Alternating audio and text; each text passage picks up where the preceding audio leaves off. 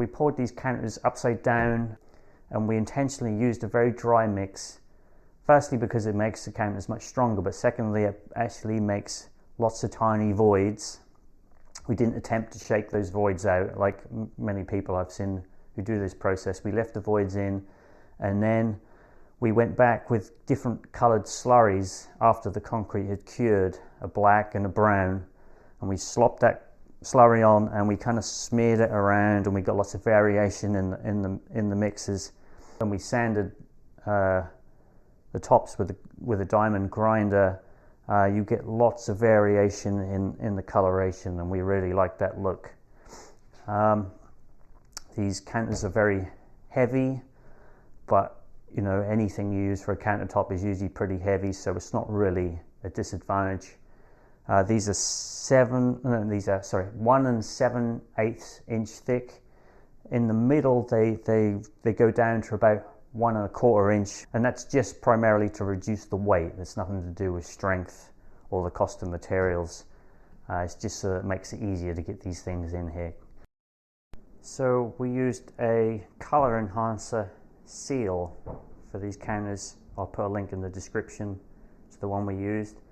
Overall, it's worked really well. The only thing we've found that actually stains or leaves a mark on the counters is lemon juice, and that only happens if you leave it on there for several hours. So in a couple of spots we have these light areas where a tenant has left lemon juice on the counter. If we go back over this and rub this with seal, it does darken it so you can barely see it. But the beauty of these counters is even if there is a few little marks on here, it all kind of like feeds into the overall texture, so it's not a big deal. The best thing I think from our perspective is just the way they look. We love the way they look. We love the variation in the texture, but also the cost. These things only cost I think we spent about $150 in total for the entire 3 main pieces.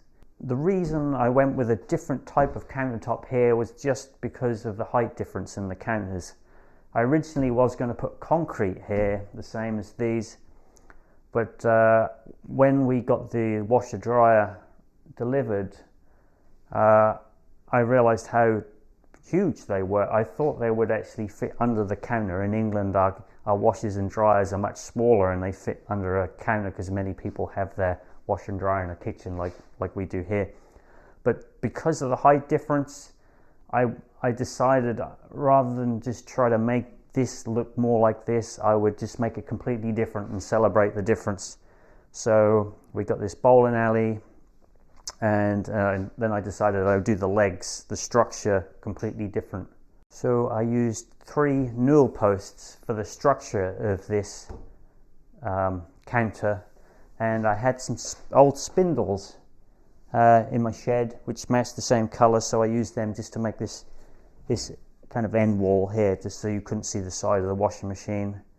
We're currently just using this space to store our trash cans. We want to find a different solution for that in time, but for now it's working pretty well. We didn't intend for this counter to be this high, but in the end we really like it. It's we have most of our food stored in these baskets, and it's just a great height for kind of pulling it forward and kind of peering in the basket and finding what you need.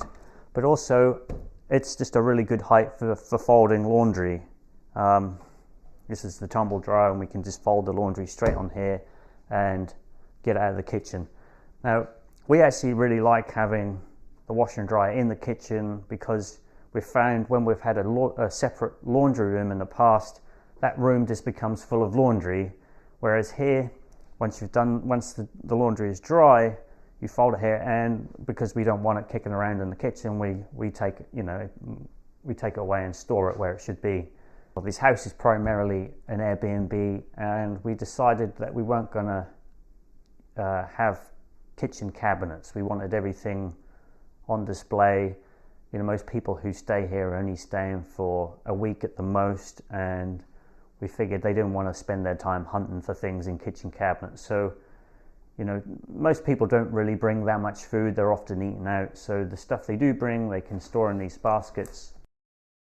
We also decided to go with shelving rather than upper cabinets. Again, we really like this solution. You can see people who come and stay here can see exactly what we've got. This shelf is just used for ornamental things right now. We actually found that this shelf here was quite adequate for storing just cups and plates, and there's a few vases here. But we just love the way it looks. It makes the kitchen more open. I made these shelves from some reclaimed oak planks I got from a barn, and I joined them with these flat steel pieces I actually just pulled off an old trunk. They were rusty, and I just nailed through the existing holes and left the nails showing. The turnbuckles I had to buy new because I couldn't find 8 reclaimed turnbuckles all the same length. So I just got them online, and they weren't much, maybe I think they're about $3 each. And then these brackets here I just made from reclaimed steel. I just clamped them in a vise and bent them and then cut them and drilled them. The starting point of the design is really just looking at what materials I have available. I did have a whole bunch of these 4x4s in the walls of another property, actually the property next door that we're going to pull down. So I had them, and I had these grills which you see in the side, and I had some floorboards which I used just on the base. So with those in mind, I came up with a simple construction method. So the other constraint for this island was that this had this central column which supports this header at the top. And again, rather than try to kind of hide it or disguise it, I decided to make a feature out of it and bolt this huge bearing press onto it so that it becomes like a focal point to this whole island setup. The grills in the side of this island actually come from an old apple press. We actually live in an area where there's a lot of apple orchards, and apparently these were quite common at one time. They're oak, and they have a nice profile to these strips. There was a whole stack of them outside when we moved to this property. They'd just been abandoned for a number of years, and they'd gone black and weathered. And I cleaned them up just with a wire wheel on my grinder. And one of the things I really like about them is just this color, which is somewhere between the wood and the gray floor, and it just really helps to tie the different materials all together. Some of them needed repairing, and I just simply fixed them with some little nails and left the head showing. I kind of like that, just little splashes of steel. So when I selected these pieces of lumber, I actually selected the pieces with the most character to be where it's going to be most visible. So this beautiful knot and this kind of scooped piece here, this would have been actually the edge of the tree at some point. I wanted that to be front and center. There's another piece right here where again with this is scooped. You can't really engineer this. You can't sort of like cut it out yourself, because you see the grain follows this scoop, and also if you cut it out and machined it, the wood would be an entirely different color once you get down, a quarter of an inch. So when I'm selecting my lumber, I'm always looking for the pieces with the most personality. So even here you see these little marks are actually old hammer blows. It probably happened, probably 20, 30, maybe even 100 years ago, but little details like that which tell a story about its history, which I really like. Even down here, somebody's drilled a hole through this 4x4, probably to feed a wire at some point, but I don't try to fill it or disguise it. It's things like that, for me anyway, that makes using old lumber so kind of interesting. I had to try a lot of different finishes to protect the wood in the kitchen. And I found that nearly everyone I tried made the wood go sort of like a dark orange, which I did not like at all. So in the end, I found that using a water-based polyurethane with a satin finish barely changed the color of the original wood. And the way I applied it, it produces this finish where the wood still has the character, it still looks like it might be rough, but when you touch it, it's very smooth. And the way I applied it was to sand with a very fine sandpaper with an orbital sander in between coats, which is kind of what it recommends on the tin. But what happens is that the polyurethane actually binds all the little splinters together, and then when you sand it, some of the dust kind of fills, and then you repeat and repeat, and you end up with this beautiful kind of finish which is durable. It's not going to mark when it gets wet. I think I give them 5 coats. This entire kitchen is constructed mostly from 4x4 and 2x4.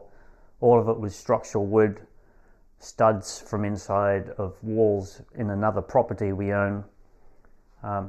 These light marks on the 4x4, this is just where the plaster was in contact with the wood in a lath and plaster wall.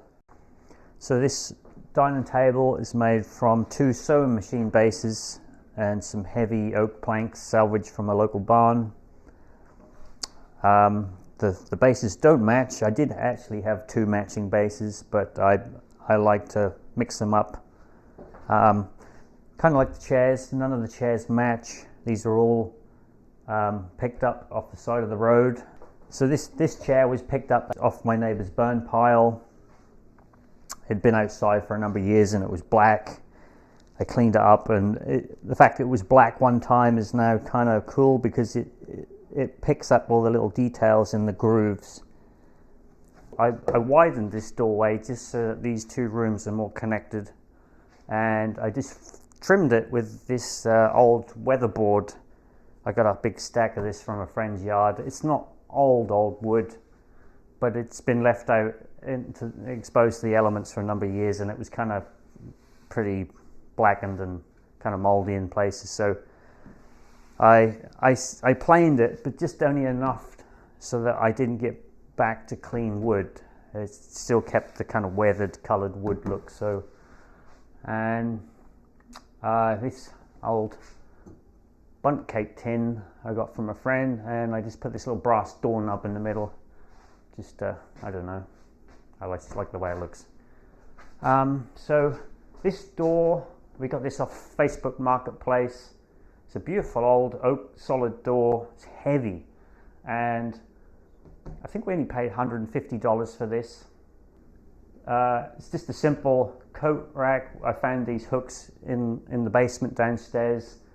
I like them because you can get keys on there. They're nice and strong. You can put, you never got to worry about the thing falling off the wall or the hooks breaking, but we really like it.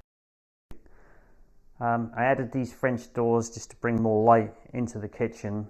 I was originally worried about the door swinging out and breaking the glass door on the tumble dryer, so I used this old shoe cleaning brush and mounted it to this bracket. And this bracket I actually got off an old telegraph pole. It's like a heavy duty piece of steel. This archway, I've done this in another property. I think it's a really good way of opening up a room. And the beauty of it is you can just slip it in between 2 studs. It's narrow enough that you don't have to take out a stud.